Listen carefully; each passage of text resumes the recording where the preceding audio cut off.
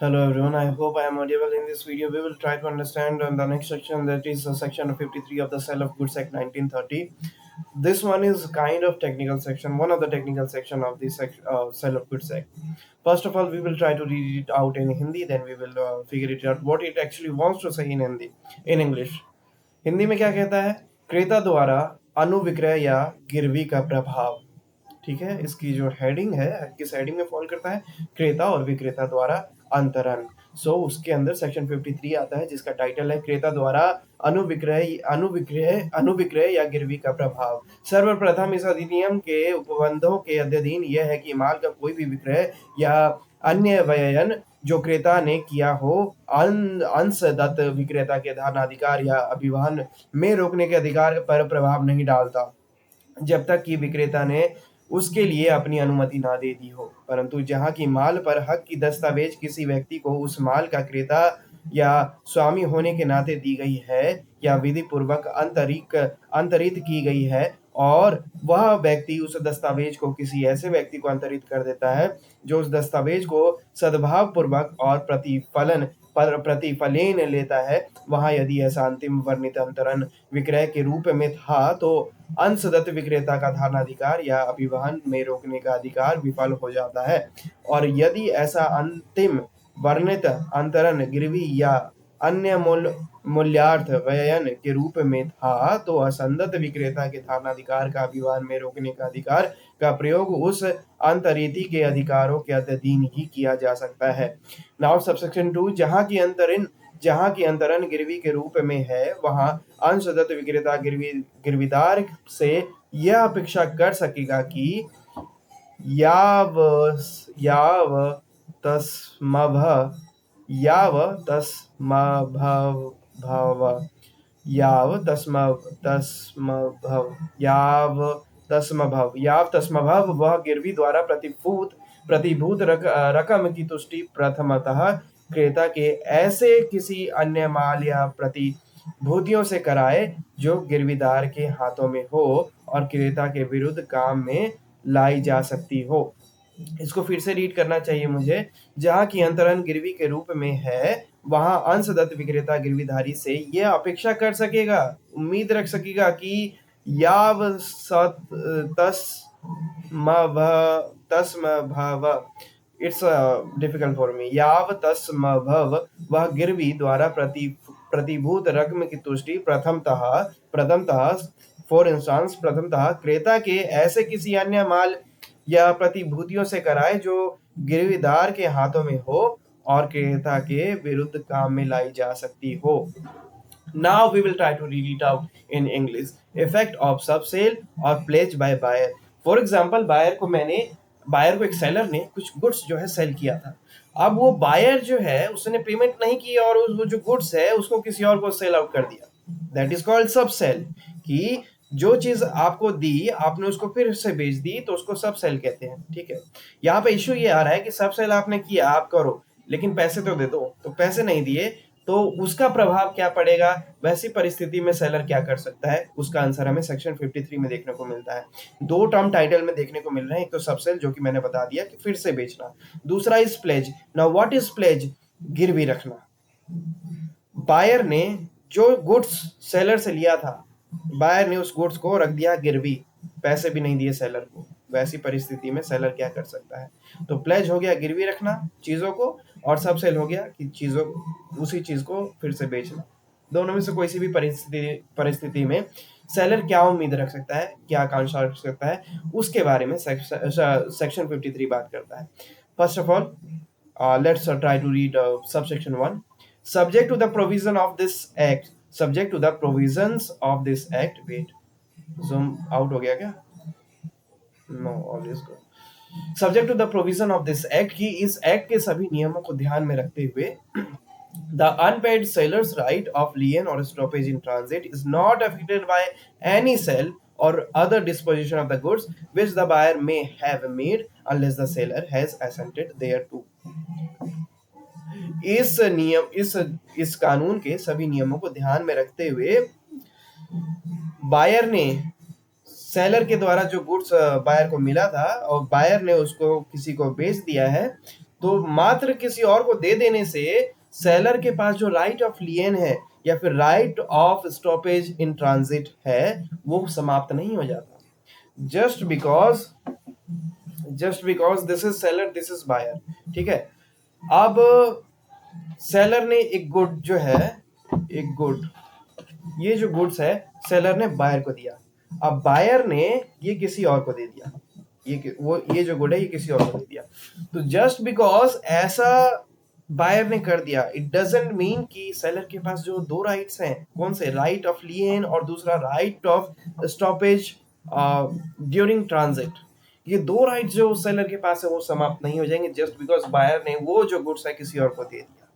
जब तक कि सेलर उस राइट को, अपने दोनों राइट को खुद वेव ऑफ ना कर दे, तब तक उसके दोनों राइट्स बने रहेंगे, मेंटेन रहेंगे, भले ही बायर ने उस गुड्स को किसी और को दे दिया हो। This is what subsection 1 is saying. उसके बाद आ जाता है proviso. Now what it trying to say in proviso, let's read it out first.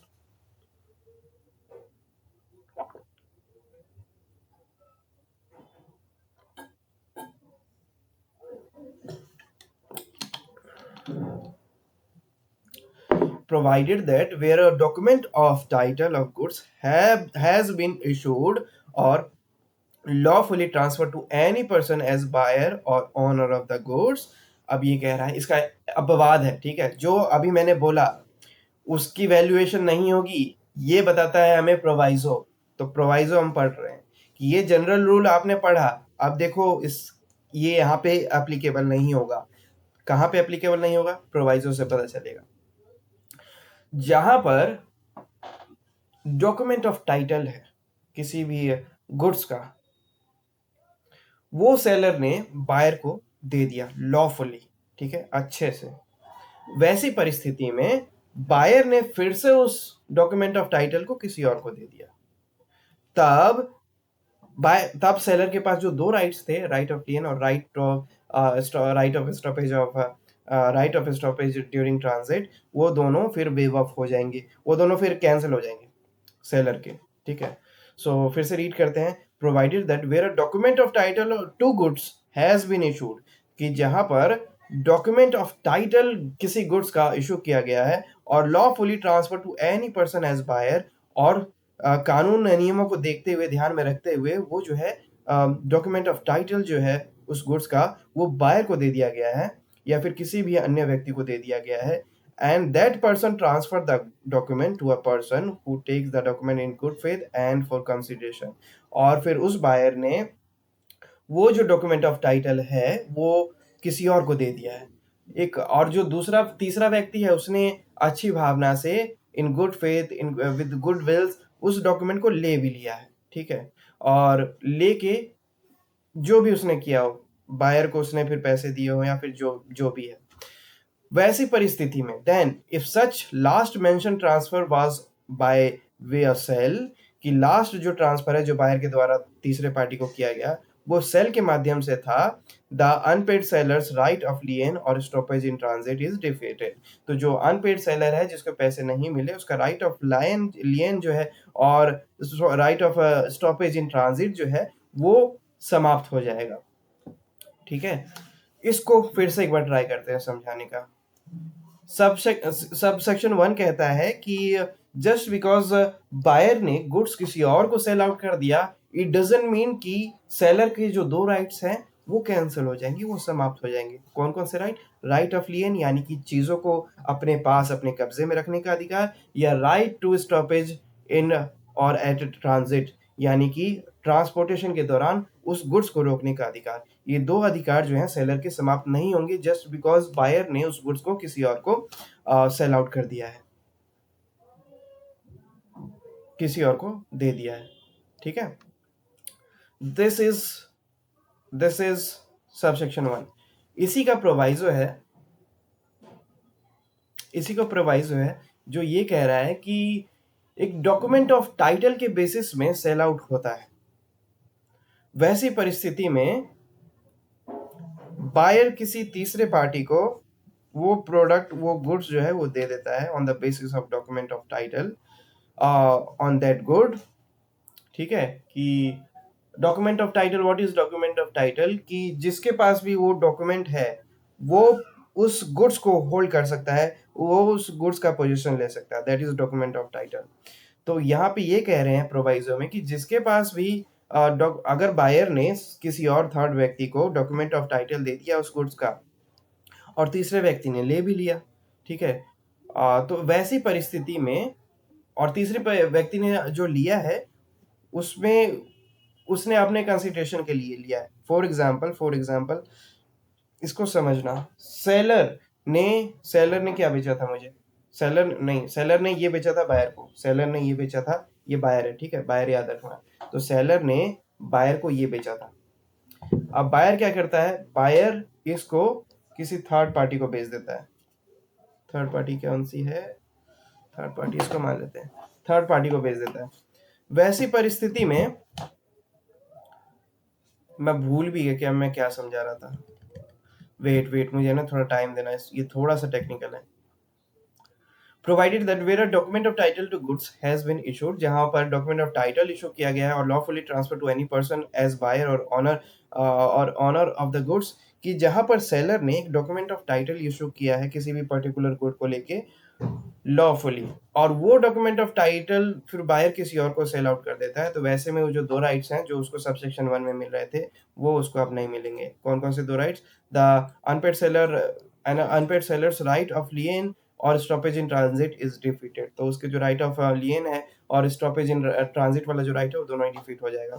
And if such last mentioned transfer was by way of pledge, और इसी के साथ ये कह रहा है कि लास्ट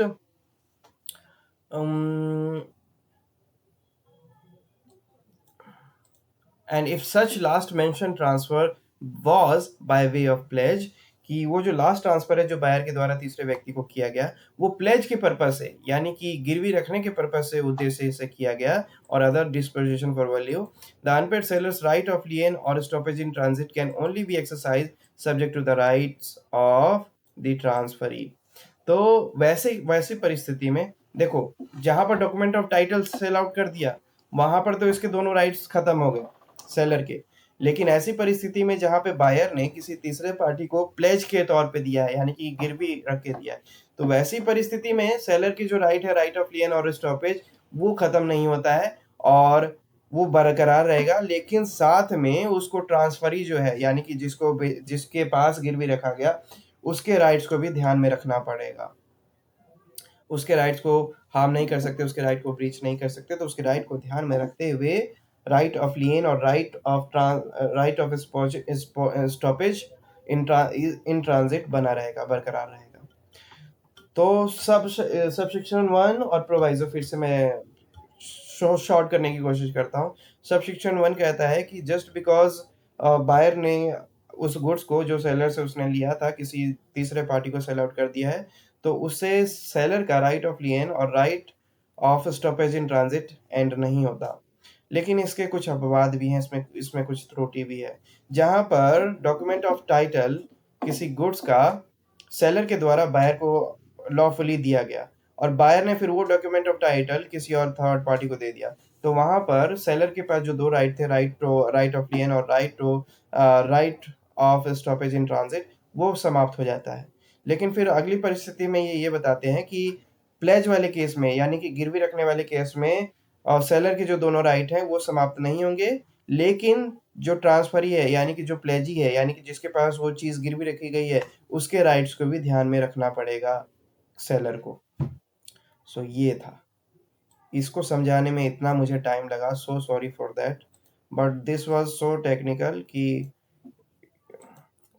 कैसे इसको समझाया जाए वो मेरे लिए थोड़ा सा चैलेंजिंग हो गया था, बट समहाउ मैंने समझा दिया। और इससे ज़्यादा clarification I don't think so कि कोई दे पाएगा, क्योंकि काफ़ी वर्ड टू वर्ड मैंने समझाने का कोशिश किया है।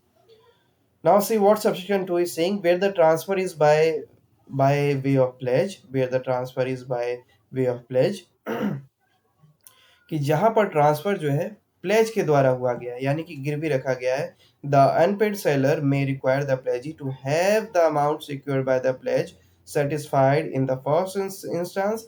तो सेलर जो है वो प्लेजी से यानी कि ट्रांसफरी से यानी कि ऐसा व्यक्ति जिसके पास सामान गिरवी रखा गया है, उससे ये उम्मीद कर सकता है जहाँ तक की संभावना है, as far as possible, out of any other goods or securities of the buyer in hand of the pledgee and available against the buyer, कि सबसे पहले वो बाकी गुड्स जो उसके पास हैं बायर के, उससे रिकवर करके देख ले, और उससे अगर रिकवर हो जाता है तो इसका गुड्स अगर छूट जाता है तो ये वो तो मस्ट यानी कि बहुत अच्छा है फिर तो इसमें सबसेक्शन 2 में ये कह रहा है कि प्लेज वाले केस में जो गुड्स है सेलर का, वो अब पहुंच गया है थर्ड पार्टी के पास, वहां पर वो गिरवी है।